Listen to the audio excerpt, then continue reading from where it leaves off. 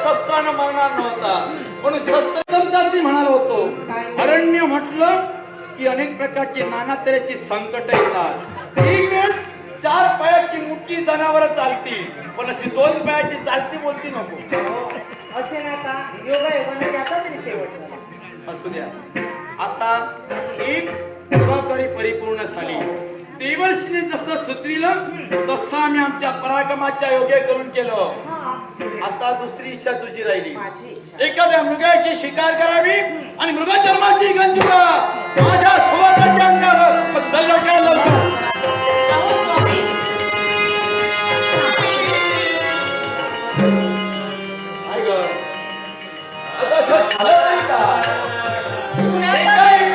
उचललेली पावलं जागच्या जागी फिरवली गेली.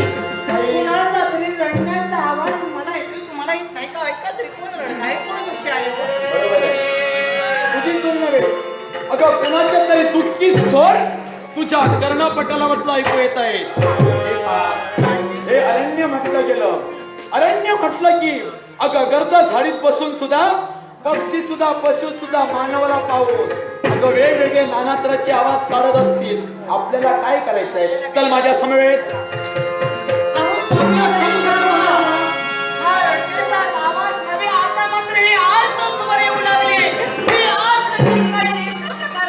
साधारणपणे होतंय तरी का? ऐका तरी कुणाचे तरी आर्त स्वर येत नाही. अगं कोणतरी दुःख करतोय असं तुला म्हणायचं आहे ना? अगं ते स्वर माझ्या सुद्धा कर्णपटावर गुणगुणत आहे. कोणीतरी दुःख करतोय. अगं दुःख करणं ही वाईट गोष्ट नाही. त्याच्या नशिबाचा भोग आहे. आणि पांडवांना सुद्धा काही कमी दुःख भोगिलं. अगं लाक्षागृहासारखा महाभयंकर संकट आम्ही 5 पांडवांना भोगिलं. एवढंच कशाला? अगं 12 वर्षाचा वनवास, 1 वर्षाचा अज्ञातवास. या 12 वर्षाला 1 वर्षाच्या अज्ञातवासात या पार्थाला किती दुःख आलं हे काही विचार नको. अगं स्त्रीचा वेश सुद्धा पार्थाला घ्यावा लागला आणि त्याच्यापेक्षाही संकट हे काही विचारायलाच नको. देवा कोणी दुःख भोगू दे. आपल्याला काय करायचंय? तर माझ्या समोर मला जो कोणी व्यक्ती दुःखी आहे त्याचं दुःख मला जाणून घ्यायचं आहे. बरं ठीक आहे. माझी इच्छा आहे पूर्ण करा.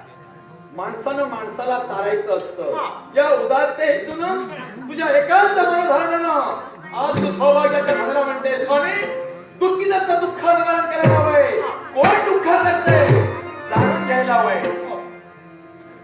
इंद्रप्रस्थातून येताना तुझी एकच इच्छा होती. आता ही दुसरी निर्माण झाली. मृगाचं काय करूया? दोन्ही इच्छा परिपूर्ण होणार काय नाही. तो रडतोय ना तो कुठं तरी मिळेल. मृगाचं असं आहे दूर दूर धावत जाणार. शोधल्याशिवाय सापडणार नाही. मग त्याचं काय? स्वामी मी ठरविलं. मी माझ्या मनाचा निर्धार केला. माझी इच्छा काय, माझा स्वार्थ आणि तोच स्वार्थ काय असेल. मृगेची शिकार साध्य करून मृग जन्मापासून पंचुकी परिधान करावी ही इच्छा, हा माझा स्वार्थ. पण आता मात्र माझं मन मला सांगतं मोती बनून शिंपल्यात राहण्यापेक्षा दवबिंदू बनवून सार्थकाची ताण भागविण्यासारखा आनंद आनंद त्या व्यक्तीला मला द्यायचा. मग कोण दुःख करते हे तर तुला प्रत्यक्षाला जाणून घ्यायचं. चल माझ्या समोर मी दाखवतो तुला.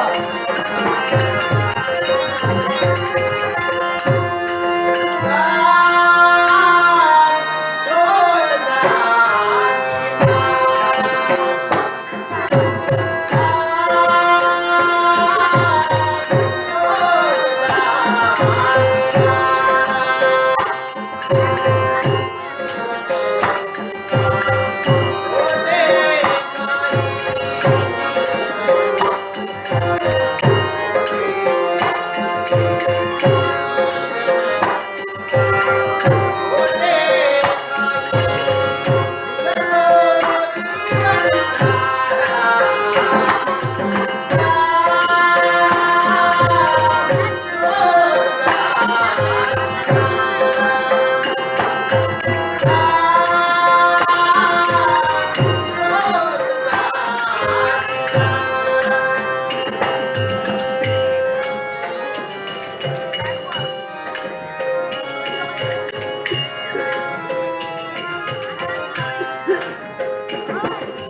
असत्याचा न्याय निवाडा करणाऱ्या जगाची त्या परमेश्वरा, अरे दुःखानं भरलेलं तराजूचं पारण माझ्याच बाजूने का झुकवलं? उभ्या आयुष्यात कुणाचं एवढं मी वाईट केलं म्हणून का निर्दयतेनं मला हे शासन देतोय? मला तर जाणीव होत नाही मी कुणाचं वाईट ठरवलं नाही, वाईट चिंतलंही नाही. मग माझ्या बाबतीत हा प्रकार का? आई वडिलांना नाव मोठ्या इच्छेनं माझं सदानंद ठेवलं, पण माझ्या जीवनातला आनंद हिरावून गेलाय. आई वडिलांची थोर इच्छा होती की मी वेदवक्ता ब्राह्मण व्हावा. त्यांची इच्छा जाणून दशग्रंथी ब्राह्मणा कमी ज्ञान घेतलं. एक वेदवक्ता ब्राह्मण झालं. मंत्रानं अग्नी पेटवण्याची ताकद आहे माझ्या. लग्नासारखं कार्य केलं, संसार मांडला आणि परमेश्वरा, अरे आम्हा उभयताच्या संसार वेलीवर फुलं फुलवलीस. अरे 6 पुत्र आमच्या पोटी जन्माला घातले. तुझ्या दैव तत्वाचा न्यायच काय वेगळा आहे, रीतच काय वेगळी ठेवली.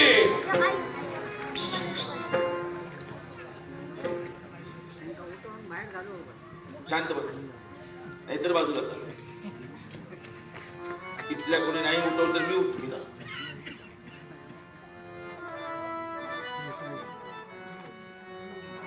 परमेश्वरा, माझ्या हातावर दिलंस रे, कोपरावर का मारलं? त्या मुलाचा सांभाळ करायला आम्ही कुठं कमी पडणार होतो का? म्हणून अगोदरच ठेवून गेला. प्रत्येक स्त्री पुरुषाचा अधिकार आहे आई वडील होण्याचा, आणि आई वडील व्हावं त्यानं. ज्यावेळी मूल जन्माला येतं ते प्रथम रडत, आणि रडण्याचा आवाज सर्वांच्या आईच्या कानी पडतो. त्यावेळी प्रसूतकांच्या अनंत यातना तिनं भोगल्या असतात, पण त्या मुलाच्या रडण्याचा आवाज कानी पडतात ती माता सगळ्या वेदना विसरून जाते, आणि एक वेगळा आनंद तिला निर्माण होतो, कारण मी आई झाले. भयंकर वेदना विसर नाही ना. आम्ही काही अपराध केला होता?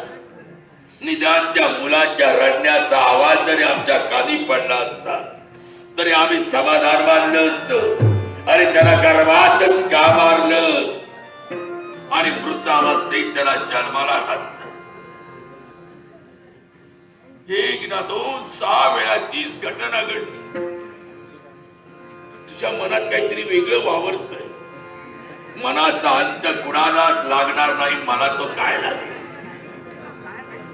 आणि आता अशा वेळी ही तिची 7वी वेळ 9 मास पूर्ण झाले, आणि मला विचारू लागली, स्वामी कुठं चाललात? मला अस्वस्थ वाटतंय, लवकर या. पण त्यावेळी एकच शब्दाला सांगितलं, मला यायला वेळ लागेल, माझी वाट पाहू नका.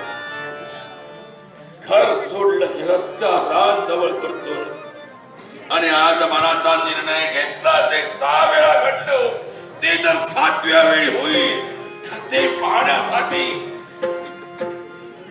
न राहिलेलं बरं म्हणून या अरण्यात आलं. काही होईल, मला चिन नकोय, संसार नकोय, प्रपंच नको, मला काहीच नको.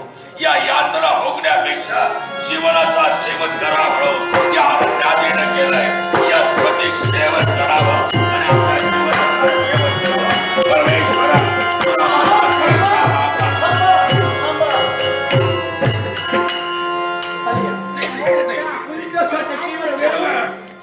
तुम्ही तुमच्या मार्गाने चला, मला माझ्या मार्गाने जाऊ दे.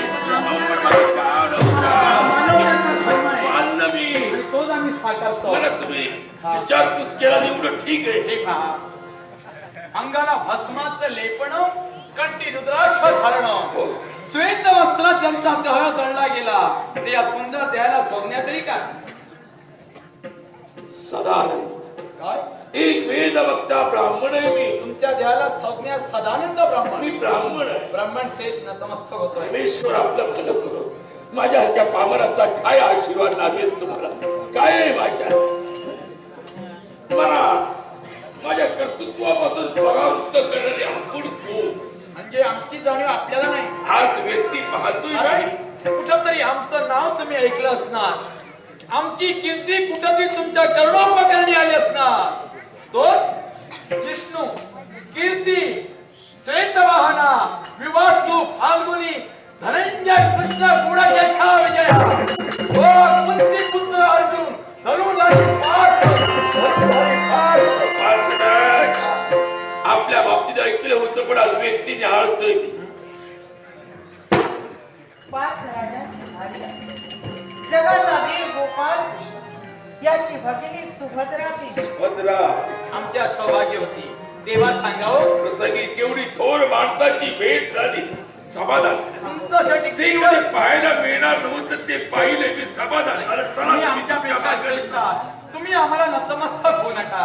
कारण एकमेकाला सहाय्य करणं मानवतेचा धर्म आहे. तेव्हा मला सांगावं उंचाच्या टेकडीवर उभे राहून स्वतःचं जीवन खोल जरी समर्पित करतात याला कारण तरी काय? कोणता संसर्ग तुमच्या जीवनात उद्भवला आम्हाला पत्र. तुमच्या दुःखाच्या व्यथा कथा आम्हाला ऐकायची. एका व्यक्तीला तुम्ही अनेक प्रश्न विचारता. तुमच्या प्रश्नाचं उत्तर देते वेळी भाषे शब्द पुरे पडते जीवा लुळी पडते. काय उत्तर दे? आशेची निराशा करतात, प्रश्नांची उत्तरं द्या. क्षणभर दुःखाला आवर घाला.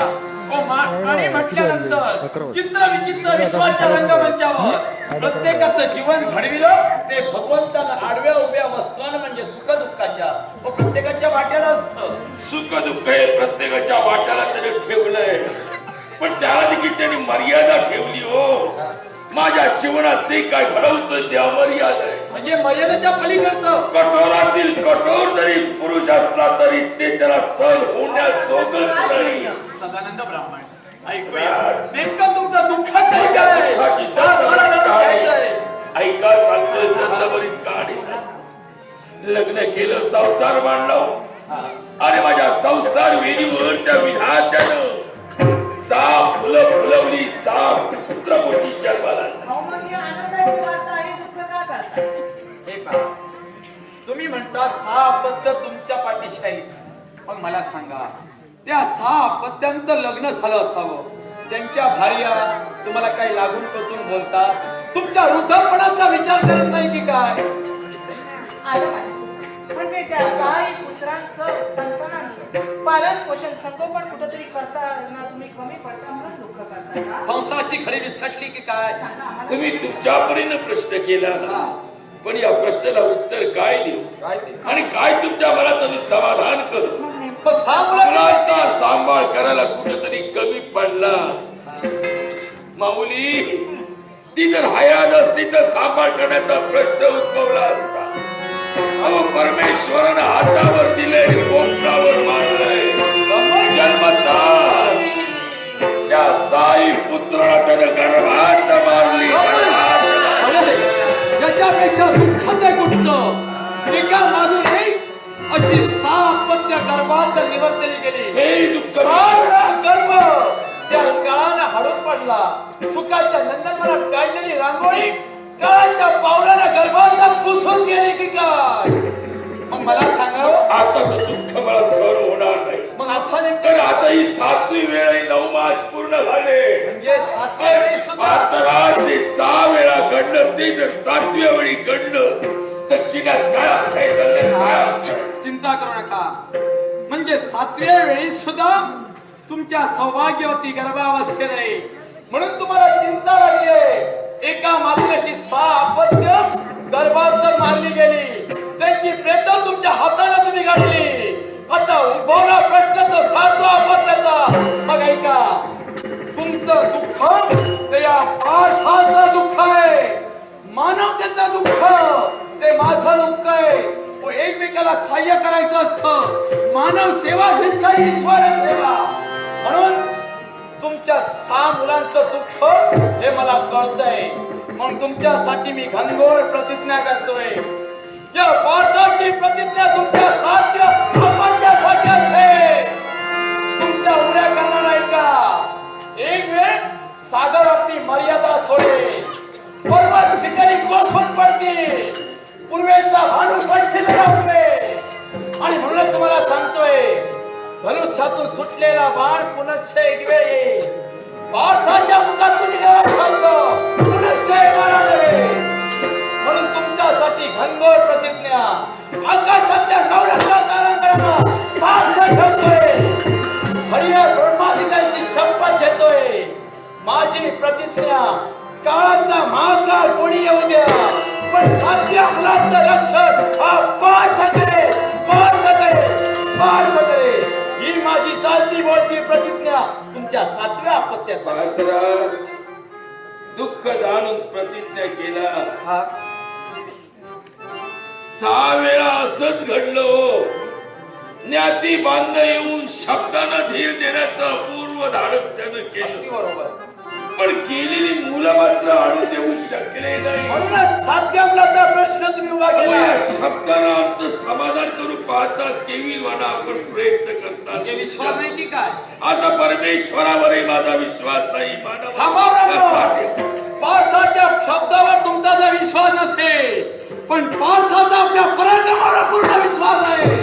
माझे सारे पराक्रम पणाला लागेल. आणि ऐका, प्रतिज्ञा जर सत्य झाली नसेल तर पार्थ त्याला प्रमाण ठेवतोय. जर का बोलल्याप्रमाणे पार्थ वागला नसेल, तुमच्या पोटच्या साध्यामुळे लक्षात आलं नसेल, तर तुमच्या नजरेसमोर पार्थ अग्नी प्रवेश करेल. अग्नी प्रवेश. काय केलं? कशासाठी घडवलं? चिंता करू नका. अहो, प्रतिज्ञा केला, अग्नी प्रवेश करीन असं प्रमाणात तो शुक्ल काष्ट आणखी का जोडला? का? हो, माझ्या जीवनात मी चंदनाचा आदर्श ठेवतोय. चंदन स्वतः जितका दुसऱ्याला सुगंध देतो. ओ, चंदनाचा आदर्श जगात राहिला नसता, साऱ्याने वटवृक्षाची वाहवा केली असती. मग तोच आदर्श ठेवण्यासाठी सुभद्रे, मी केलेली प्रतिज्ञा आणि ठेवलेलं प्रमाण तुझ्या उघड्या करणारा तो ऐकलंय. हाती घेतलेली जबाबदारी जोपर्यंत सात्वत संतान त्यांच्या अंगा खांद्यावर खेळवत नाही, तोपर्यंत इंद्रप्रस्थान येणार नाही. रथात आरूढ आणि स्वस्थानी गमन कर. स्वस्थानी गमन कर.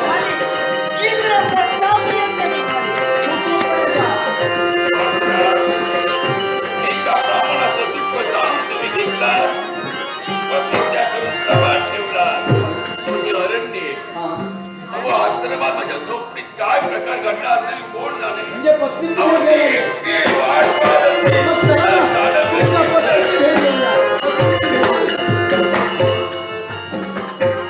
नाट्य रसिकांसाठी एक खुश खबर आहे.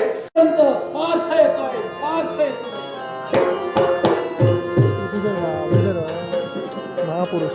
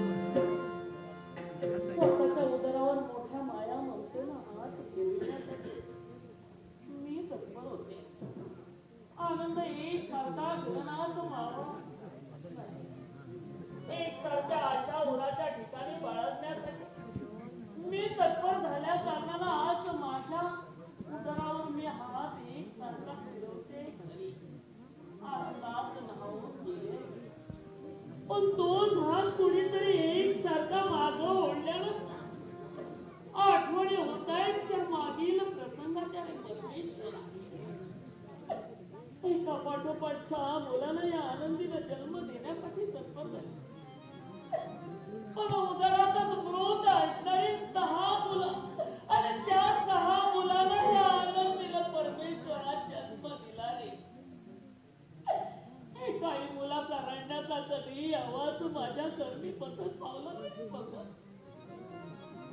या गृहात ज्यावेळी आले त्यावेळी मोठ्या कौतुकानं परमेश्वरा माझ्या सौभाग्याच्या गाण्याने माझं नाव ठेवलं रे आनंदी म्हणून. कारण या झोपडीत आनंद पसरवेल या अपेक्षेवर भगवंता पण भगवंता माझ्या नवऱ्याला कसणारे आनंद दिला या आनंदी.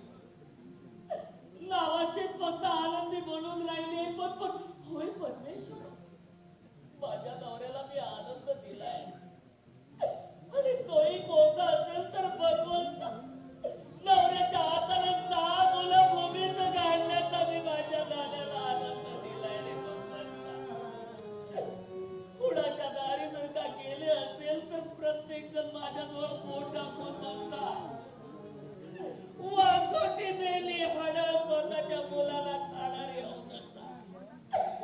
करंटी म्हणून जन्माला आले असं एक जण संबोधण्यासाठी भगवंता तत्पर होता आणि तो शब्द मात्र या आनंदीला शस्त्र म्हणून घायाळ करण्यासाठी तत्पर होता. आणि आनंदी मात्र मरून पडते त्या एकाच शब्दाला भगवंता. सारे असंख्य अंधकारमय जीवन मागतं नशिबात मुलाचं सुख कशासाठी नाही रे भगवंता कशासाठी नाही रे. एका तरी मुलाला पाळण्यात घालून त्या पाळण्याची दोरी हाताला घ्यावी आणि ती सुलवावं ते पाळणं. पण भगवंता माझ्या हाताची बोटं तुटलेल्याचा भास मला एकसारखा होतोय रे. मुलाचा रडण्याचा आवाज ऐकण्यासाठी करणं एकसारखे उत्सुक झाले पण तेच करणं बधीर झाले काय भगवंता बधीर झाले. मुलासाठी स्वतःच्या एखादी गोडशी अंगाई घ्यावी या अपेक्षेने एकसारखे ओठ स्फुरण पावत पण जिभेच्या टोकावर आलेले ते अंगाईचे गीत मात्र ओठाच्या पकडीत जकडबंद झालेले दिसत आहेत मला घरात कुणाचं तरी लहान मूल खेळत असल्यानंतर त्या मुलाला आपुलकीनं माया भक्तीनं जवळ घ्यावं म्हणून धावत जात. त्या मुलाला उचलून माझ्या गडी कांद्यावर खेळविण्यासाठी मी तत्पर होते रे भगवंता. पण पाठी बघून त्या मुलाची आई येते आणि मला मार मारण्यासाठी तत्पर होते. स्वतःच्या मुलाला घालत आता आमच्या मुलाला मारण्यासाठी चांदाणी जन्माला आलीच आणि ते एका शब्दानं मात्र प्रतारणा करण्यासाठी तत्पर होत नाहीत रे भगवंत. भगवंता माझ्या या दुःखाचं गाणं मात्र नेत्रातून येणारे अश्रुधारा ओठावरील गाणं पुसण्यासाठी तत्पर होत. ते अश्रुधारा एकसारखे मला सांगतायत का दुःख करतेस कशासाठी दुःख करते आणि म्हणूनच ते अश्रू एकसारखे ओघळत आहेत ते माझ्या ओठावर परमेश्वरा होता डोळ्यामध्ये अश्रू ओठावर गाणे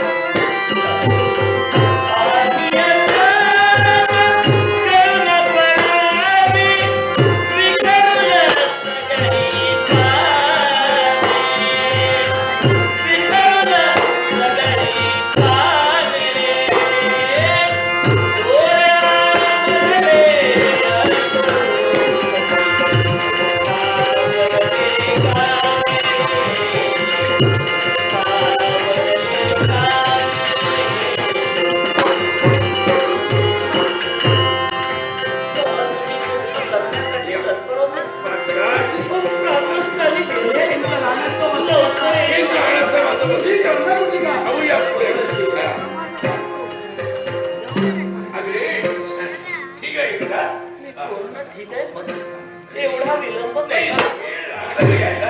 जरा थांबा. बोलायचंय पण जा. अहो, उभे का बसा? बसा. स्वामी कोण ही अशी व्यक्ती? अगं, ही व्यक्ती फार मोठी आहे ग. त्याचं नाव लौकिक जरा मोठं. हा. धनुर्धारी पात्र म्हटले जातात तेच. ज्यांची ख्याती आजपर्यंत ऐकून होते तेच धनुर्धारी पार आमच्या या झोपडीपर्यंत आगमन झालंय. बसा बसा भद्राज. ऐकण्यासाठी आलो. तेव्हा त्यांच्यासाठी काहीतरी कंदमुळं घेऊन या. मुळी माऊली बसा, खरोखर बसा.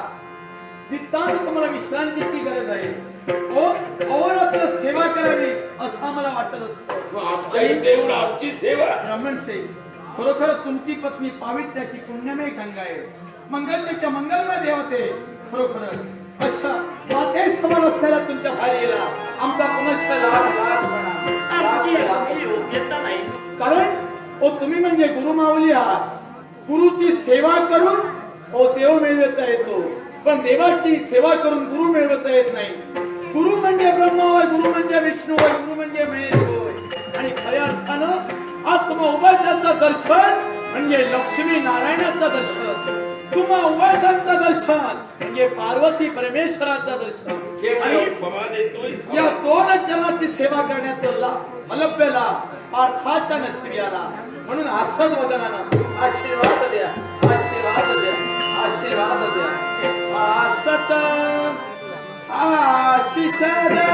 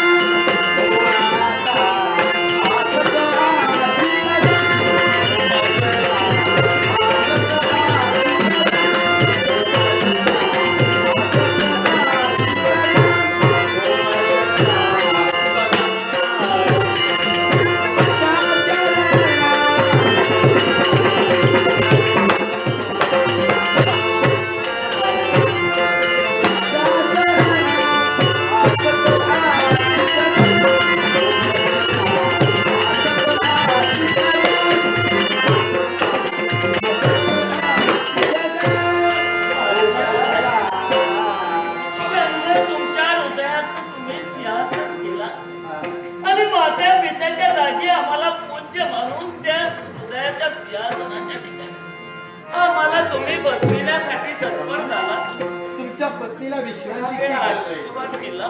चला तुम्ही चिंता करू नका. विश्रांती घे. पुष्कळ होता येईल. अरे इथं जाणार.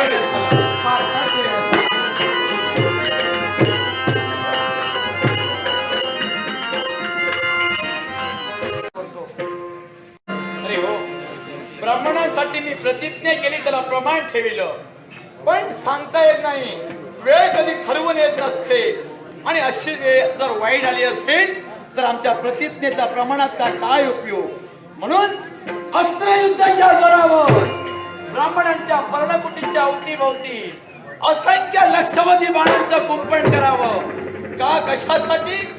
तर एवढीशी मुंगी सुद्धा आत प्रवेश करू शकत नाही, चिटपाकूर सुद्धा फिरकता कामा नये, याच्यासाठी अस्त्रयुद्धाच्या जोरावर पर्णकुटीच्या अवतीभोवती लक्षवधी बाणांचं कुंपण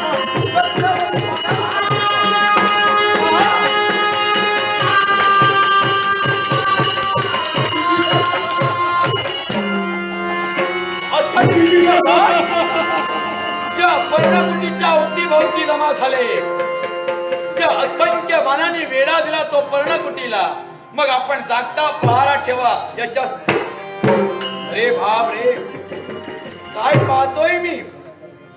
लक्षवती दिव्य बाणांचं प्रभावी कवच ठेवलं असता ही कला छाया माझ्या दृष्टीत पडते.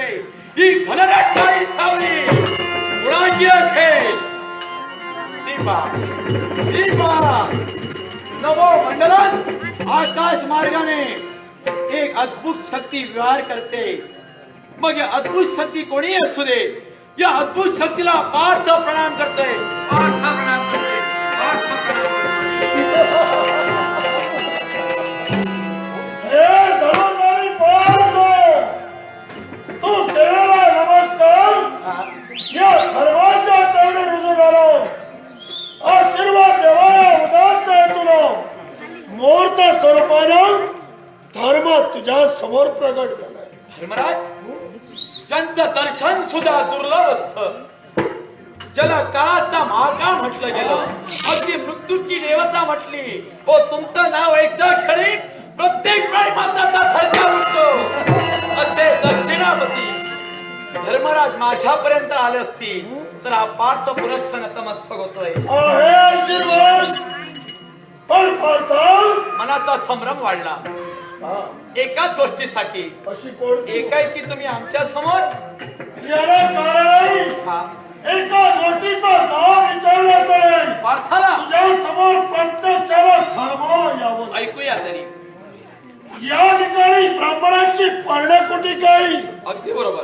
आणि या पर्णकुटिकेच्या चारही बाजूला हा, एवढंच नव्हे तर वरच्याही बाजूला दिव्य प्रभावशाली लक्ष बाणांचा कवच निर्माण केलेलं आहे. सत्य आहे. हे कुणी आणि कशासाठी? एकाच गोष्टीसाठी. अशी कोणती गोष्ट आहे? धर्मराज, तुम्ही जे उघड्या नेत्राने पाहताय ते मूर्तिमंत सत्य आहे. केवळ सदानंद ब्राह्मण त्यांची पत्नी आनंदी यांचा संसार सुखमय व्हावा म्हणून सात्वत संतान कुठेतरी सुखरूपपणे जन्माला यावं, काळाची दृष्टी पडत नाही म्हणून असंख्य बाणांचा कुंपण पार्थानं केलंय. अर्थ हा, म्हणजे एका ब्राह्मण दाम्पत्याला सुखी करण्यासाठी. निर्माण होणारा दुःख दूर व्हावं, त्याला सुखाची प्राप्ती व्हावी. अगदी बरोबर. आणि खऱ्या अर्थाने माणुसकीचा धर्म जोपासतात. हा, एवढं तू केलास, पण याच्यामुळे काय होणार आहे माहिती आहे? काय ते? या धर्माच्या कर्तव्यावर आज तुझ्या कमी अडथळा निर्माण होणार आहे. धर्मराज, तुम्ही तुमच्या कर्तव्याला किंमत देत असाल, पण मी माणसाच्या माणुसकीला त्यापेक्षा त्याला झालेल्या दुःखाला जास्त किंमत देतो.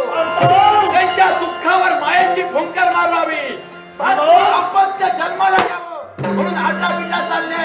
अरे माणूस माणूस जन्माला नंतर हा, प्रत्येक माणसाला माणुसकीचा धर्म जरूर साकारावं. पण तो धर्म साकार जाताना कुठल्याही देवतेच्या कर्तव्यात अडथळा निर्माण होऊ नये, याची पूर्णतः दक्षता घ्यावी. देवकथार अर्थ पार्थ निर्माण करत नाही. कुठंतरी मानवाची सेवा करून ईश्वर सेवा केल्याचं पुण्य पदरी पडावं, शिवाय दुःखिताचं दुःख निवारण करावं, हे पार्थाच्या अर्थाला साध आहे. तू दुःखितांचं दुःख कर, पण हा दक्षिणाधिपती धर्म तुला सांगतोय. काय ते? या पर्णकुटिकेच्या भोवती त्या बाणांचं कवच तू निर्माण केलंय. हे माझंच आहे. धर्मराज, तुमच्यासारखे असंख्य धर्मराज समोर उभे राहू द्या, पण पार्थाच्या मुखातून निघालेला शब्द उंदराला पाहून पार्थाला पार्थ नव्हे. एवढा जर तू तुझ्या ठाम निश्चयावर येतोय, तर हा जगाचा धर्म आपलं कर्तव्य पूर्ण करण्याकडे कर्तव्य अडथळा निर्माण करणाऱ्या व्यक्तीला योग्य ते प्रायश्चित्ताने आपलं कर्तव्य पूर्ण करू. मग हे धर्मरूपी वादा पराक्रमाच्या योग्य करून घालवी रक्षा राहणार नाही.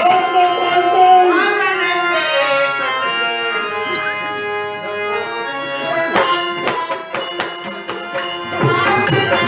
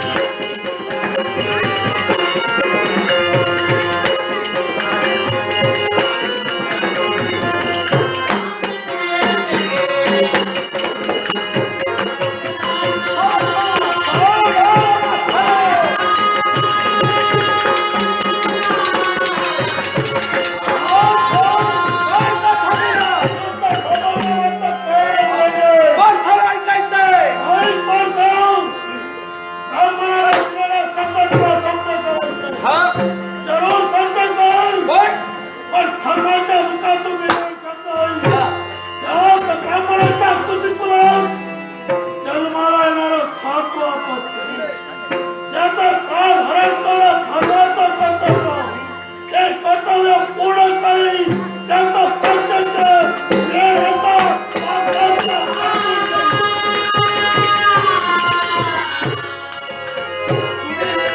प्राण हरण जरूर करा. तुम्ही प्राण नेऊ शकता तर मी प्राण वाचवू शकतो. मारणाऱ्यापेक्षा तारणारा श्रेष्ठ. येणाऱ्या प्रसंगाला पाठ सुसज्ज राहील, पाठ सुसज्ज राहील.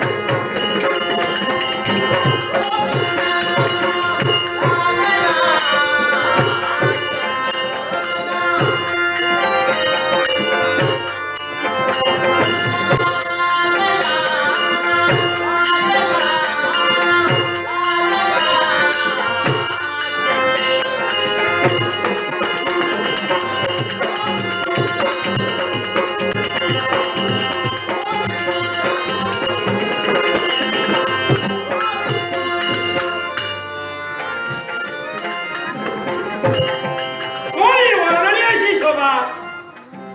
या दरबारात आमचं आत्ताच आगमन झालं. नेत्र कटाक्षाने चोखायला दृष्टीक्षेप केला. आजमावून पाहिलं तर काय, हे 56 कोटी यादव अगदी हर्षभरीत झाले आणि हसत वदनानं आमच्या चरित्र नतमस्तक होत आहे. पण याच्याही पेक्षा मोलाचं कार्य या 56 कोटी यादव